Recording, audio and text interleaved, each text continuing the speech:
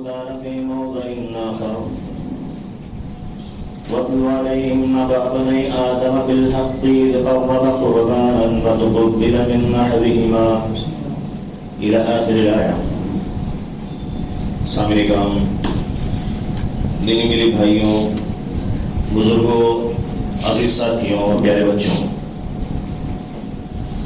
بے شمار تعریفات، تسبیحات، تکبیرات، تحمیدات، ساری چیزیں اللہ رب العالمین کے لیے لائق اور زیبا ہے، جس نے ہم کو اور آپ کو پیدا کیا ہے، اور ہماری پیدائش کے بعد ہمیں جن چیزوں کی ضرورت تھی اللہ رب العالمین نے وہ ساری چیزیں ہمیں عنایت کی ہیں۔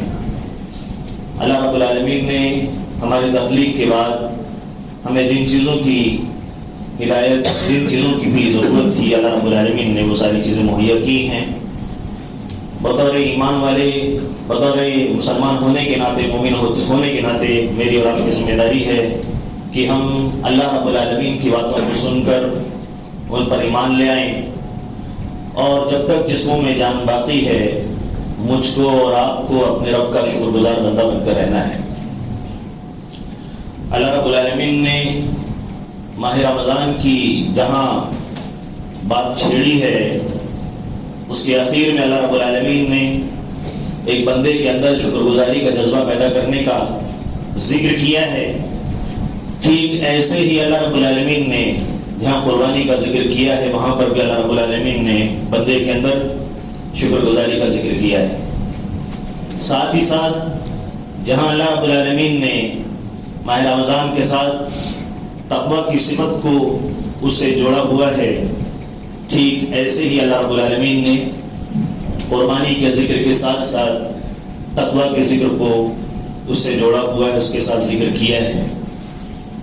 اور ان ساری چیزوں کو اگر ہم کسی کی زندگی میں کھنگالنے کی کوشش کریں، تلاشنے کی کوشش کریں، تو ہماری جو مطمع نظر ہے، ہماری جو نگاہ جہاں ٹکتی ہے اور رکتی ہے، صرف ایک ہی ہستی تاریخ کے اندر ہم کو نظر آتی ہے، جن کا نام نامی اسم گرامی حضرت محمد مصطفیٰ صلی اللہ علیہ وسلم ہے، کہ جنہوں نے اللہ رب العالمین کو راضی کرنے کے جو سورس، جو ذرائع، جو راستے، جو طریقے اور جو گامزن ہونے کا راستہ ہو سکتا ہے، وہ ساری چیزیں اللہ کے نبی صلی اللہ علیہ وسلم کی زندگی میں ہم کو بھرپور نظر آتا ہے۔ لہذا مجھ کو اور آپ کو اگر مشعل ہدایت کہیں سے حاصل ہو سکتی ہے تو اللہ رب العالمین کے فرمان کے ذریعے سے اور اللہ کے رسول صلی اللہ علیہ وسلم کے ارشادات اور فرمودات کے ذریعے سے ہم اپنے ایمان کو مجلہ، مصفح اور اپنے بکھرے ہوئے حالات کو جو منتشر ہیں ان کو یکجا اور اکٹھا کر سکتے ہیں۔ تو یہ دو ہی وسائل ہیں اور یہ دو ہی سورس ہیں جن کے ذریعے سے ہم آپ سے انتشار کو اور اپنے معاشرے میں جو مسائل پنپتے ہیں، سلگتے ہیں، جس میں مسلمان الجھا ہوا ہے، جس میں اس کی اخوت زخمی ہے، جس میں انسان تڑپتا ہے، روتا ہے، بلبلاتا ہے، تو اس کا تریاق اور اس کا علاج جو حاصل ہو سکتا ہے انہی دونوں کی باتوں کے اندر مجھ اور آپ کو ہم کو تلاش کرنے کی کوشش کرنا چاہیے۔ لیکن میری اور آپ کی خستہ حالت یہ ہے کہ جن چیزوں کو اللہ اور اس کے رسول نے تریاق بنا کر بھیجا ہے، جو چیزیں میرے اور آپ کے لیے مرابہ کی حیثیت رکھتی ہیں، علاج کی حیثیت رکھتی ہیں، دوا کی حیثیت رکھتی ہیں، ہم نے ان ساری چیزوں کو رسومات کی شکل میں تبدیل کیا ہوا ہے۔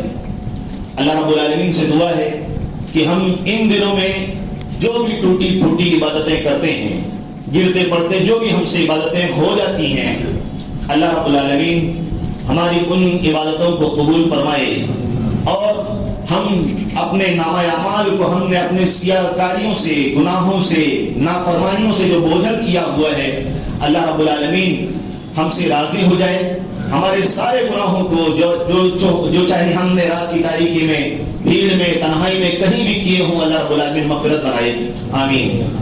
سامعین کرام، اللہ رب العالمین کی قرآن کی ایک آیت ابھی ہم نے سنی ہے خطبہ مسنونہ کی بات، جس میں اللہ رب العالمین نے ہم مسلمانوں کو ایک پیغام دیا ہے اس آیت کے اندر، کل 10ویں ذی الحجہ کا دن گزرا ہے اور الحمدللہ اللہ رب العالمین کے نام سے ہم نے اپنے ذبیحہ کو اللہ رب العالمین کے دربار میں پیش کیا ہے. سنت نبوی صلی اللہ علیہ وسلم پر عمل کرتے ہوئے ہم نے ایسے جانوروں کا انتخاب کیا ہے جو بے عیب تھے، جن کے اندر کوئی نقص نہیں تھا، جو الحمدللہ اللہ رب العالمین کے فضل و کرم سے اللہ کی نعمتوں کا ایک حصہ تھے. مقصد صرف اور صرف اللہ رب العالمین کو راضی کرنا تھا. ایک مسلمان کی جو تڑپ اور ایک مسلمان کی جو لالچ ہوتی ہے وہ صرف اور صرف اپنے اعمال کے ذریعے سے اپنے خالق کو راضی کرنے کی کوشش ہوتی ہے. وہ قربانی کرنے کے بعد اس بات کو سوچتا ہے، اس کے دل میں یہ بات گھومتی رہتی ہے، اس کے ذہنوں میں یہ بات گردش کرتی رہتی ہے کہ میری یہ کوشش خالص اللہ رب العالمین کے لیے ہونی چاہیے، کہیں میرا یہ عمل وہ گوشت خوری کا حصہ نہ بن جائے. اس کی پوری کوشش اس بات کی ہوتی ہے کہ اس نے جو چھری چلائی تھی اللہ رب العالمین کا نام لے کر، اللہ رب العالمین کی توحید کا اقرار کرتے ہوئے، اپنے مالک کی بادشاہت کا اقرار کرتے ہوئے، ایک موحد کا ایک علم اور اس کی کوشش اور اس کی نشانی صرف یہی ہوتی ہے کہ وہ اپنے مالک کو راضی کر سکے. یہ ایسی تاریخ ہے، یہ ایسا شعار ہے جسے قوموں کو زندہ رکھنا ہے. جب کوئی قوم اپنی تاریخی روایات کو زندہ رکھنے کی کوشش کرتی ہے اور اپنی تاریخی واقعات سے اپنے رشتوں کو استوار کرنے کی کوشش کرتی ہے، تب وہ قوم زندہ رہتی ہے. اور یہ زندہ قوموں کی نشانی ہے کہ وہ ثابت شدہ روایات کو اپنی آنکھوں سے اوجھل ہونے نہیں دیتی. اس کی رمق، اس کی تڑپ اور اس کی روشنی ایک مسلمان کی زندگی میں بھرپور نظر آتی ہے. مقصد صرف اور صرف اس کے ذریعے سے اس کے لہو کو گرمانے کے لیے، اس کے ٹھنڈے دل کو جگانے کے لیے، اس کی آنکھوں کی روشنی کو بڑھانے کے لیے، اس کے سرد جذبات کو جو مسلوب ہوتے جا رہے ہیں، جو ٹھنڈے پڑتے جا رہے ہیں، اللہ اور اس کے رسول صلی اللہ علیہ وسلم کے احکام پر عمل پیرا ہو کر اس کے اندر ایک نئی رمق پیدا کرنے کی کوشش کی جاتی ہے. سنت ابراہیمی ہے. حاجی حج کے اندر اللہ رب العالمین کے اس عمل پر عمل پیرا ہو کر اس عبادت کو انجام دیتے ہیں، تاریخی روایات کو زندہ کرتے ہیں. ہم اپنے گھروں میں رہ کر سنت نبی صلی اللہ علیہ وسلم کے ذریعے سے ان دونوں سنتوں کو زندہ کرنے کی کوشش کرتے ہیں. لیکن مجھ کو اور آپ کو اس بات کا خیال کرنے کی ضرورت ہے اور غور کرنے کی ضرورت ہے کہ ہم نے جو چھری چلائی تھی، یا ہم نے جو جانور کا انتخاب کیا تھا، یا ہم نے جو سنت اور نبوی طریقے کا انتخاب کیا تھا، کیا میری اور آپ کی زندگی میں وہ چیز نظر آتی ہے کہ نظر آتی نہیں ہے؟ ہم کو اس بات پر غور کرنا ہے. ہم نے جس طرح سے اللہ رب العالمین کو راضی کرنے کے لیے بے عیب جانوروں کا انتخاب کیا تھا، تو کیا ایک مسلمان بھی اپنی زندگی میں اس بات کی رعایت کرتا ہے، خیال کرتا ہے کہ وہ اپنے رب کو راضی کرنے کے لیے اپنے آپ کو بھی بے عیب، بے نقص بنانے کی کوشش کرے؟ ہمارا رب تو اتنا رحیم ہے، اتنا شفیق ہے، اتنا مہربان ہے کہ اگر بندہ صرف اچھی نیکی کی کوشش کرتا ہے تو دلوں کے اندر آنے والے جذبات جو اس نے ابھی نہیں کیے ہیں، اللہ رب العالمین اپنی رحمت اور شفقت سے اس کے لیے ایک نیکی لکھتا ہے. کر دے تو اللہ رب العالمین اس کے لیے کئی نیکیاں لکھتا ہے. اگر گناہ کی نیت کرتا ہے، عزم مصمم نہیں ہے، پکا ارادہ اس نے نہیں کیا ہوا ہے، تو اللہ رب العالمین اس پر کوئی گرفت نہیں کرتا، کوئی گناہ نہیں لکھتا. یہ اللہ رب العالمین کی رحمت ہے اور اس کی شفقت ہے. ایک بندے کو اللہ رب العالمین کس طرح سے آزماتا ہے. روزے کی حالت ہے، بندہ بھول جاتا ہے، بھول چک کر اس نے کوئی چیز کھا لی ہے، پی لی ہے. امام کائنات حضرت محمد مصطفیٰ صلی اللہ علیہ وسلم نے فرمایا کہ یہ اللہ رب العالمین کی طرف سے عطا کردہ نعمت تھی جو اس نے کھا لی. یہ اس کی اللہ رب العالمین کی طرف سے اس کی کوشش کی پذیرائی ہے کہ اللہ رب العالمین یہ نہیں کہتا کہ تم نے بھول کے کھا لیا ہے تو تمہارا روزہ ٹوٹ گیا، بلکہ اللہ رب العالمین روزے کو قبول کرتا ہے. وہی عبادت کی دوسری قسم کہ اللہ رب العالمین نے، اللہ کے رسول صلی اللہ علیہ وسلم نے یہ تعلیم دی کہ ہم کو صدقہ پیش کرنا ہے تو عید الفطر میں نماز سے پہلے پیش کرنا ہے، نماز کے بعد پیش کرتے ہیں تو وہ عام صدقے کے حکم میں ہے. انسان کی عقل یہاں اب پلٹ گئی کہ اللہ رب العالمین ایک طرف اتنا رحیم اتنا شفیق کہ بندے نے 14 گھنٹے کی 15 گھنٹے کی کے وقت کو لگا کر اللہ رب العالمین کو راضی کرنے کی کوشش کی، اس بیچ میں اس نے کھا لیا ہے، پی لیا ہے، پیٹ بھر گیا ہے۔ اصل جو وجہ تھی روزے کو روزہ کہلانے کی، صوم کہلانے کی، وہ چیز آ چکی کہ روزہ ٹوٹ چکا۔ لیکن اللہ رب العالمین کی رحمت اور شفقت کا تقاضا دیکھیے کہ اللہ رب العالمین نے وہاں معاف کیا ہوا ہے۔ لیکن ایک مسلمان اللہ رب العالمین کے اس حکم پر جب عمل کرتا ہے تو وہ صدقۃ الفطر نماز سے پہلے ہوتا ہے، نماز کے بعد نہیں ہوتا۔ یہی چیز اب الٹ دی جائے عید الاضحیٰ کے اندر کہ اللہ کے رسول صلی اللہ علیہ وسلم نے فرمایا کہ جو قربانی پہلے کرتے نماز سے، عید کی نماز سے پہلے، تو اللہ کے رسول صلی اللہ علیہ وسلم نے فرمایا وہ عید الاضحیٰ کی قربانی نہیں ہے، وہ عام صدقہ ہے۔ تو اسلام جو نام ہے اتباع کا، اپنے آپ کو اللہ رب العالمین کے حکم پر سرنڈر کرنے کا، اللہ اور اس کے رسول کی جو تعلیمات جس طرح سے آئی ہوئی ہیں میری اور آپ کی زندگی میں، وہاں پر وہ مناظر نظر آنی چاہیے۔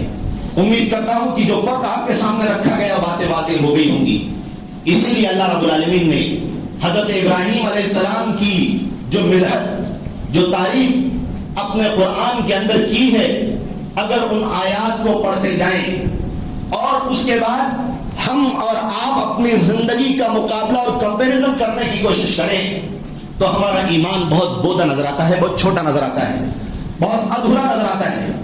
یہی وجہ ہے کہ اللہ رب العالمین نے حضرت ابراہیم علیہ السلام کو قرآن کے اندر امتن قانتن للہ، اللہ رب العالمین نے ان کی تعریف میں فرمایا کہ وہ لوگوں کے امام ہیں، رہبر ہیں، لوگوں کے پیشوا ہیں۔ اکیلی اس شخصیت کو اللہ رب العالمین نے امت کا ٹائٹل دیا ہوا ہے۔ یہ امت محمدیہ کو اللہ رب العالمین نے ان کے نقش قدم کو اپنانے کی تلقین کی جو اللہ رب العالمین کا خلیل ہے۔ قانتن للہ، وہ ایسے اللہ رب العالمین کے اطاعت کرنے والے تھے کہ اگر انہوں نے ایک کام کیا، اللہ رب العالمین نے کہیں دوسری جگہ ان کو آزمانے کے لیے کہا، ان کو آزمائش کا حکم دیا تو فوراً سرنڈر ہے۔ ہم اور آپ کی طرح نہیں کہ ہماری ایک نماز وقت پر ہوئی، دوسری نماز اپنے وقت پر نہیں ہو پاتی۔ ہم ایک حکم پر عمل کرتے ہیں، دوسرے حکم پر کہیں نہ کہیں ہم سے انسانی لغزش ہو جاتی ہے۔ ہم کہیں تیسرے حکم کو مانتے ہیں تو چوتھے حکم پر ہمیں اپنے انسان ہونے کا احساس ہوتا ہے، اور اس احساس اور فیلنگز کی وجہ سے ہم اس عمل پر جو اللہ اور اس کے رسول صلی اللہ علیہ وسلم کی طرف سے آیا ہوا ہے اس میں کہیں ہم جان بوجھ کر اور کہیں انجانے میں اللہ اور اس کے رسول کے حکموں کی مخالفت کر گزرتے ہیں۔ میرا ہمارا اللہ رب العالمین کے حکموں پر کیسا عمل ہونا چاہیے؟ اللہ رب العالمین نے قرآن کی آیت کا اس کو حصہ بنایا ہوا ہے۔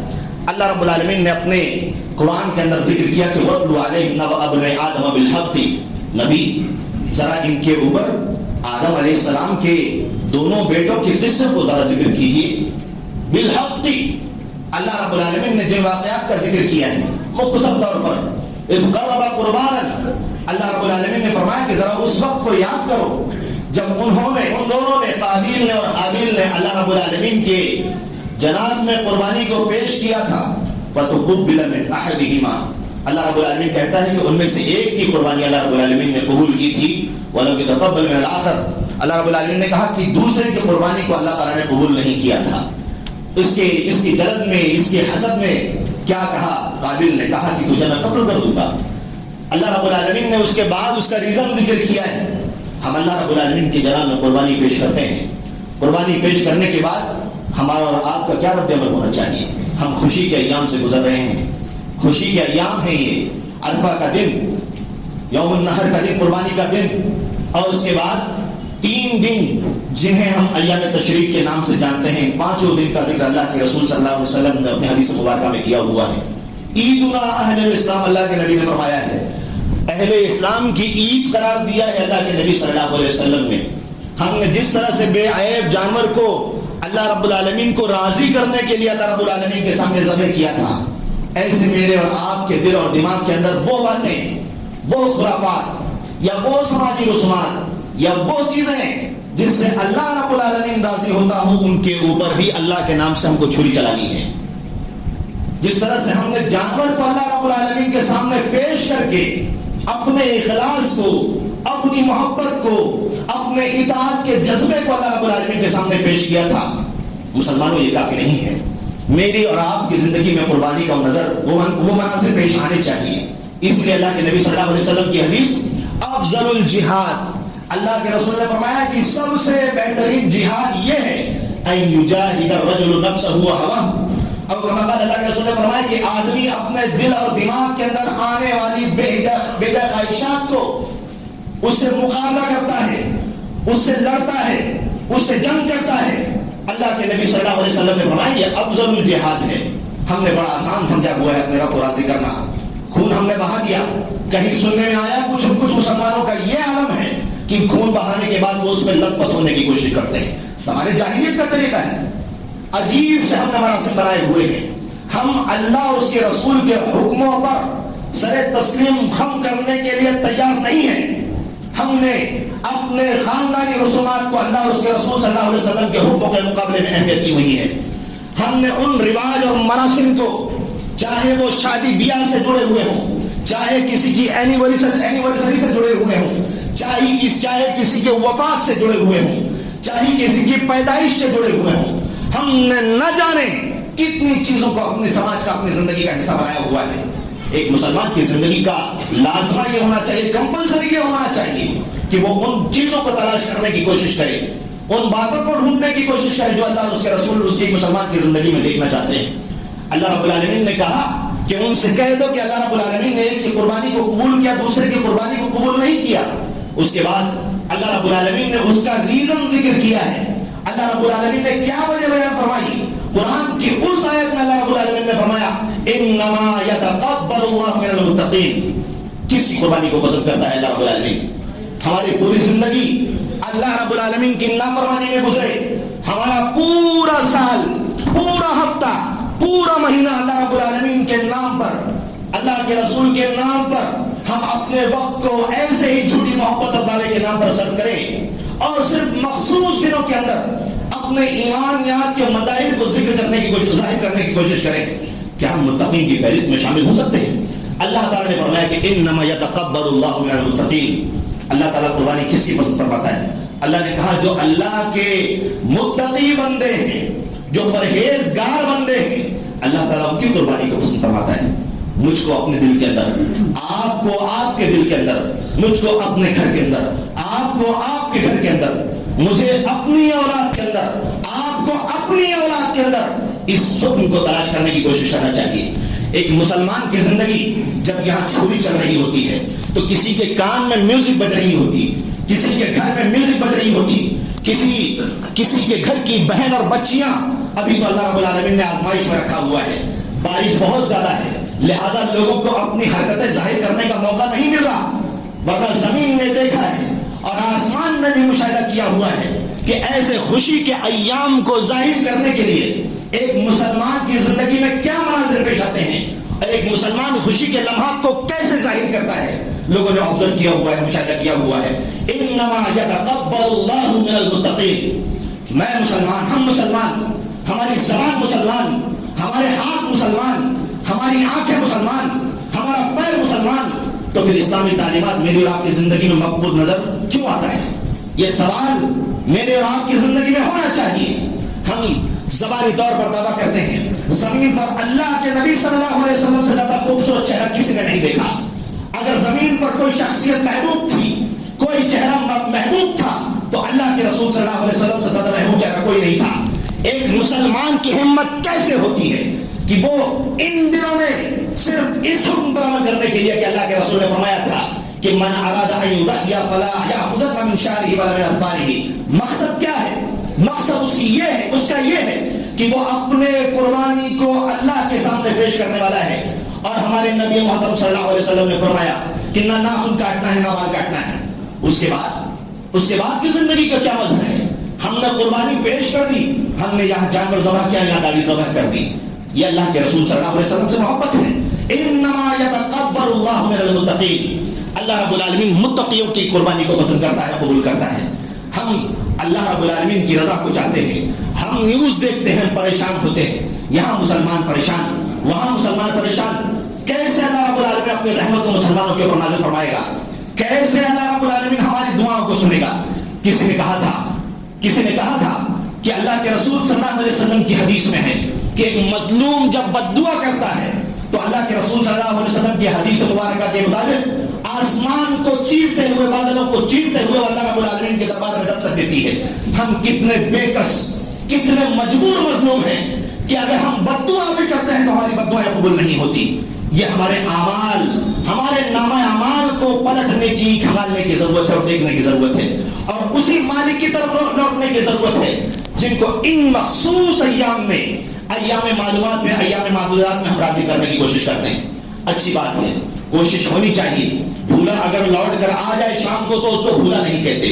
مشکل وقت میں، تکلیف کے وقت میں اللہ رب العالمین کی طرف رجوع کیا ہم نے تو بے وفائی ابھی نہیں کی ہے، بے وفائی باقی ہے. ان لوگوں کی طرف سے جو اللہ کو چھوڑ کر کسی اور کو ٹھوکتے ہیں، دروازہ کھٹکھٹاتے ہیں، کسی اور کی طرف رجوع کرتے ہیں. جس آیت میں اللہ رب العالمین نے بہیمۃ الانعام کا ذکر کیا ہے، اسی آیت میں اللہ رب العالمین نے فرمایا فَإِلَٰهُكُمْ إِلَٰهٌ وَاحِدٌ. کیا ذکر ہے، کیا ربط ہے اس بیچ میں، کیا بات ہے اللہ رب العالمین نے یہاں ذکر کیا ہوا ہے.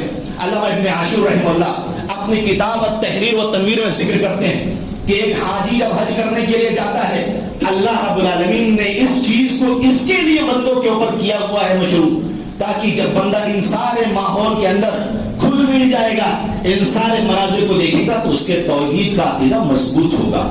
یہ مقصد ہے حج کا. حج جو ہے ان ساری چیزوں کو شامل ہے، قربانی کو، طواف کو، ساری چیزوں کو، کہ بندہ صرف اللہ رب العالمین کی توحید کے عقیدے کا اظہار کرتا ہے اور اللہ رب العالمین کو راضی کرنے کی کوشش کرتا ہے. تو پھر ایسے شخص جو اللہ رب العالمین کے ساتھ بے وفائی کرتے ہیں، جو اللہ کے رسول صلی اللہ علیہ وسلم کی محبت کا نام لے کر ان کے ساتھ بے وفائی کرتے ہیں، ان کو اس بارے میں غور کرنے کی کوشش کرنی چاہیے کہ ان کا ایمان اور ان کا دعویٰ اور اللہ کے رسول صلی اللہ علیہ وسلم کے ساتھ بے وفائی کتنی عظیم بات ہے. توحید اور توحید دونوں حصوں میں کہ اللہ رب العالمین کے ساتھ اور اللہ کے رسول صلی اللہ علیہ وسلم کے رسالے کے ساتھ کہیں ظلم نہیں ہونا چاہیے. ہمیں چاہیے کہ ہم اپنے زندگی کو بدلنے کی کوشش کریں، اللہ رب العالمین کی طرف رجوع کرنے کی کوشش کریں. یہ فلسفہ ہے قربانی کا.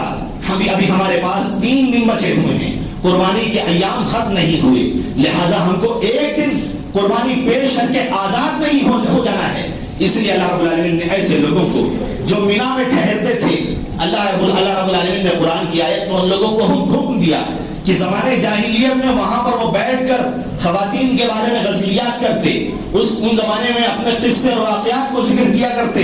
اللہ رب العالمین نے ان ایام کے اندر اپنے ذکر کو مشروع قرار دیا ہے. ہم اپنی دنیاوی زندگی کے اندر مست ہو کر کہیں اللہ رب العالمین کے ذکر کو نہ بھول جائیں، اللہ رب العالمین کی کبریائی کو نہ بھول جائیں، اللہ رب العالمین کی کئی تعریفات و تسبیحات کو نہ بھول جائیں. لہذا ہم سب کی ذمہ داری ہے کہ ہم خود اور اپنے گھر میں جو لوگ پائے جاتے ہیں ان سے اسلام کو انجام دلوانے کی کوشش کریں، اور اللہ رب العالمین سے جتنے زیادہ ہمارے رشتے مضبوط ہو سکتے ہیں اس کو ہم کو کرنے کی کوشش کرنا چاہیے. تب جا کر ابراہیم علیہ السلام کے بارے میں جو اللہ رب العالمین نے قرآن کے اندر منظر پیش کیا ہے کہ جب ان سے کہا گیا کہ وہ اپنے آپ کو اللہ رب العالمین کے دربار میں پیش کر دیں، وَتَلَّهُ لِلْجَبِينِ، ان لوگوں نے کہا کہ اللہ رب العالمین ہم نے اس چیز کو مان لیا ہے، فوراً سر جھکا دیا اللہ رب العالمین کے سامنے کہ ہاں مجھے ذبح کر دو. تبھی وہ منظر پیش آتا ہے جو اللہ رب العالمین نے حضرت اسماعیل علیہ السلام کے بارے میں پیش کیا ہے کہ ابراہیم علیہ السلام اپنے بیٹے سے کہتے ہیں کہ اللہ رب العالمین نے مجھے خواب میں یہ دکھایا ہے. بیٹے کی زبان سے نکلتا ہے فانظر ماذا تری، تب یہ جذبہ پیدا ہو گیا ایمان والے کے اندر کہ اے میرے والد آپ غور کریں، آپ کو جیسا لگتا ہے ٹھیک اس طرح کیجیے. بیٹے نے انکار نہیں کیا. ایمان کا، اطاعت کا تقاضا اور مطالبہ یہ ہے کب پیدا ہوگا؟ جب ہم اپنے آپ کو ہر حکم پر بلا چون چرا اللہ رب العالمین کے حکم سامنے پیش کرنے کی کوشش کریں گے. جو آیت آپ کے سامنے پڑھی گئی اس کے بارے میں بھی علامہ ابن عاشور رحمہ اللہ نے یہی بات ذکر کی ہے کہ اللہ رب العالمین نے اس آیت سے پہلے بنی اسرائیل کی نافرمانیوں کا ذکر کیا ہے کہ اللہ رب العالمین نے کہا ان سے کہ تم یہ بات کہو کہ ہم سجدہ کرتے ہوئے شہر میں داخل ہوتے ہیں، لیکن ان لوگوں نے اللہ رب العالمین کی نافرمانی کی اور ناراضگی کا اظہار کیا اللہ رب العالمین کے حکم پر. اللہ رب العالمین نے یہاں پر قصے کو پیش کیا ہے قابیل اور حابیل کے کہ اللہ رب العالمین نے ان کے سلسلے میں جو فیصلہ کیا اور قربانی کو پیش کرنے کے لیے کہا، قابیل نے جب بات کو نہیں مانا اللہ رب العالمین نے اس کی قربانی کو قبول نہیں کیا. لہذا یہ چیزیں میرے لیے، آپ کے لیے عبرت اور نصیحت کا پیغام ہے. اگر ہم اپنے دل میں ایمانی حرارت کو محسوس کرتے ہیں. اس لیے اللہ رب العالمین نے فرمایا جو باتیں ابراہیم علیہ السلام اور اسماعیل علیہ السلام کے بارے میں اگر ہم اس کو اپنی زندگی میں تلاش کرنے کی کوشش کریں گے تو اسلام کی صحیح تعلیم اور صحیح تعبیر اور اس کا صحیح چہرہ ہمارے سامنے نظر آئے گا. اللہ رب العالمین نے فرمایا لن ینال اللہ لحومها ولا دماؤها ولکن ینالہ التقوی منکم. کیا چاہتا ہے ہمارا رب ہم سے گوشت نہیں مانگتا, نہ جانوروں کے خون کو بہانے کو مانگتا ہے. اللہ تعالیٰ میرے دل میں, آپ کے دل میں اپنے ڈر کو دیکھنا چاہتا ہے, اپنی محبت کو دیکھنا چاہتا ہے. ایک ایمان والا اللہ رب العالمین کی محبت کو اپنے دلوں میں پیدا کر کے اللہ اور اس کے رسول صلی اللہ علیہ وسلم کے حکموں کی طرف پلٹے. اللہ رب العالمین ایک مسلمان سے ان ساری چیزوں کا مطالبہ کرتا ہے. ابھی جو ایام گزر رہے ہیں جنہیں ہم ایام تشریق کے نام سے جانتے ہیں, جسے 11 ذی الحجہ, 12 ذی الحجہ اور 13 ذی الحجہ کے نام سے ہم جانتے ہیں, اللہ رب العالمین نے اپنے قرآن کی آیت میں اس کو حصہ بنایا ہوا ہے. فرمایا ہے فمن تعجل بیومین, جو ان 2 دنوں کے بعد جلدی کرتا ہے, یعنی مینا میں جو ٹھہرنا ہے ایک حاجی کو, اور 12ویں ذی الحجہ کی مغرب سے پہلے وہ نکل جاتا ہے, تو اللہ رب العالمین نے فرمایا کہ فلا اثم علیہ, اس کے اوپر کوئی گناہ نہیں ہے. ومن تأخر, اللہ رب العالمین نے فرمایا لیکن کوئی رک جاتا ہے تو اس کے اوپر بھی کوئی حرج نہیں ہے. رک جائے گا تو 13ویں ذی الحجہ کو اس کو مغرب کے بعد نکلنا ہے. اس سلسلے میں کسی کا کوئی اختلاف نہیں ہے. یہ چیز ایام تشریق کہلاتے ہیں.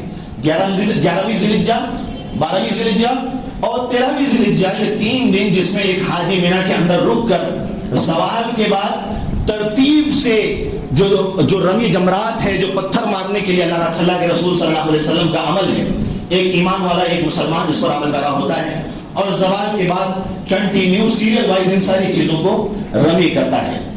لیکن اس سلسلے میں ہمارے معاشرے میں جو آپسی اختلاف پایا جاتا ہے, اور اللہ رب العالمین کے فضل و کرم سے دیگر مسائل کی طرح بھی یہاں پر بھی صحیح روایات موجود ہیں. کچھ لوگ ہیں جو 1-2 روایت کو سامنے رکھ کر کہ ایک روایت ہے جو مرسل ان کو ظاہر ہوتی ہے, حالانکہ محدثین نے, محققین نے اس روایت کو دوسرے سند کے ذریعے سے, نریشن کے ذریعے سے اس کو متصل یعنی جوائنٹ بتلایا ہے, منقطع نہیں ہے. لیکن کچھ لوگ ایسے ہیں, اور افسوس کے ساتھ کہنا پڑتا ہے, معذرت کے ساتھ کچھ وقت اس بات پر بھی لینا چاہوں گا کہ ہمارے وہ احباب ہمارے دل سے قریب جو دین کی خدمت میں نکلے ہوئے ہیں, جو دین کے وارثین ہیں, جو انبیاء کرام کے وارثین ہیں, ان کی ذمہ داری بالکل یہ نہیں ہے کہ وہ عوام کے درمیان فیس بک اور سوشل سائٹ کا مس یوز کریں, عوام کے درمیان وہ خلط مبحث کرنے کے لیے, باتوں کو مکس اپ کرنے کے لیے وہ مباحث یا وہ چیپٹر یا وہ ڈسکشن جو عوام سے جن کا کوئی تعلق نہیں ہے, ان کو الجھانے کے لیے, ان کے درمیان اپنا علم ظاہر کرنے کے لیے, یا جو بھی نیت ہوتی ہے, میں کسی کے اخلاص پر حملہ نہیں کرتا, وہ جگہ ڈسکشن کی نہیں ہے. وہ جگہ ایک عمومی بات ذکر کرنے کی ہے جو صاف ستھری ہو, نارمل ہو. ایک داعی اس کو صحیح معلومات کو نشر کرنے کے لیے یوز کر سکتا ہے.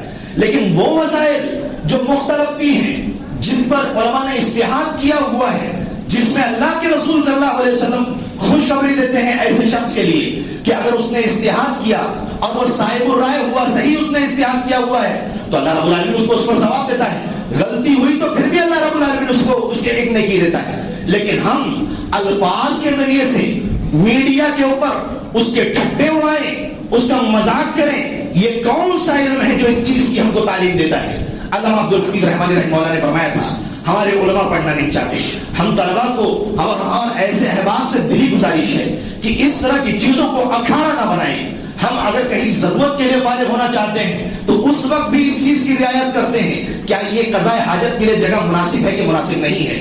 تو کیا ہماری زبان سے جو باتیں نکل رہی ہیں یا جو ہم جو کچھ کہہ رہے ہیں, لکھ رہے ہیں, اس کی حیثیت اس سے گری ہوئی ہے, گھٹیا ہے, عوام کنفیوز ہو جاتی ہے. علماء کرام نے جو تحقیق کی ہے کسی بھی مسلک سے جڑے ہوئے ہوں, اللہ رب العالمین نے کسی شخص کو ذلیل اور رسوا کرنے سے منع کیا ہے شخصی طور پر, نہ کسی کو اپمانت کرنے کی, نہ کسی کو دھکارنے کی. اللہ کے رسول صلی اللہ علیہ وسلم نے تعلیم نہیں ہے اسلام کی, لیکن ہم کیا سکھانا چاہتے ہیں؟ عوام پریشان. اور اس کے بعد پھر جب انہی عوام کی زبان علماء کرام کے سلسلے میں, شریعت کے سلسلے میں, شرعی مسائل کے سلسلے میں جب زبان درازی کرتی ہے, تو یہی احباب کھڑے ہو کر ان کو دین اور اسلام کی اہمیت اور اس مسائل کی اہمیت سمجھانے کی کوشش کرتے ہیں.